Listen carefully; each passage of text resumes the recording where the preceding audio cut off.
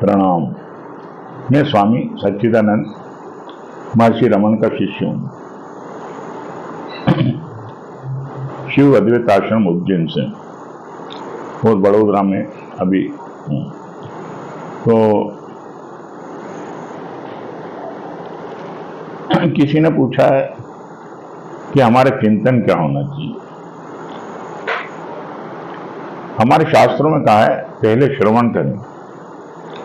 जो संत हुए हैं, ज्ञानी पुरुष हुए हैं, आप पुरुष हुए हैं, उनको श्रवण करें। फिर आपने उनसे जो सुना है उसका चिंतन करें, मनन करें, फिर ध्यान करें। सभी संत ये समझाते हैं कि ये संसार अनित्य है, असार है, ब्रह्म सत्यम जगत मिथ्या। संसार के असत्यत्व का चिंतन करिए। जिसका भी जन्म हुआ है उसकी मृत्यु अवश्य संभावी है। जीवन में सुख नाम की कोई चीज नहीं है। जीवन दुखों से भरा पड़ा है। हम कितना भी यहाँ पर कुछ पा लें, एक दिन हमें सब छोड़ के जाना है ना। और कोई सुख स्थायी नहीं है, कोई संबंध सच्चे नहीं है। सारे संबंध स्वार्थों के, चाहे पति पत्नी का संबंध हो, भाई बहन का संबंध हो, संसार के सारे संबंध स्वार्थ पे टिके हुए हैं, एक दूसरे का इस्तेमाल करने पे टिके हुए। जिस दिन आपसे किसी को सुख मिलना बंद हो जाता है, जैसे माँ बाप बूढ़े हो जाते हैं, बिस्तर पकड़ लेते हैं, तो बच्चों को भी भारी पड़ने लगते हैं।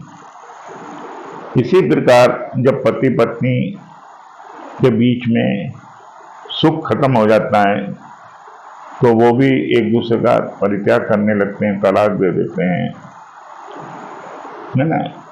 और जीवन में हमेशा कोई ना कोई बीमारी लगी रहती है। तो जन्म मृत्यु जरा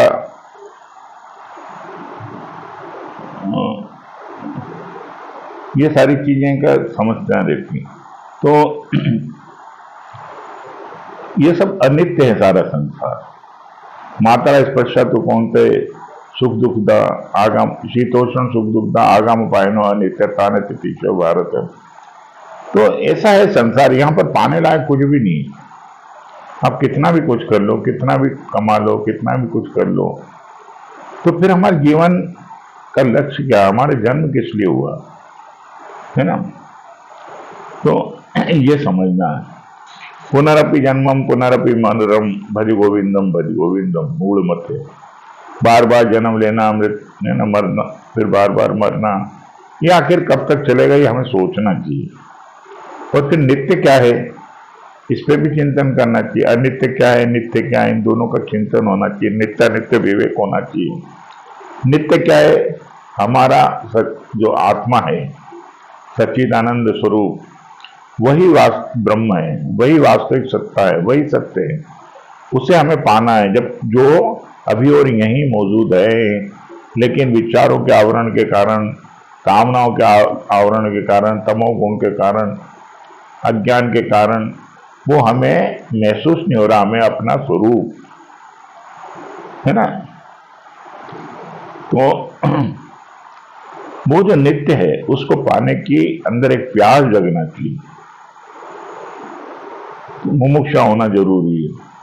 तो ये सारी चीजें हमारे चिंतन होना चाहिए।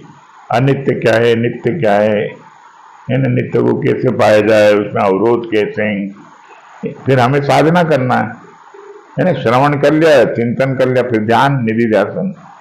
निधिध्यासन क्या है,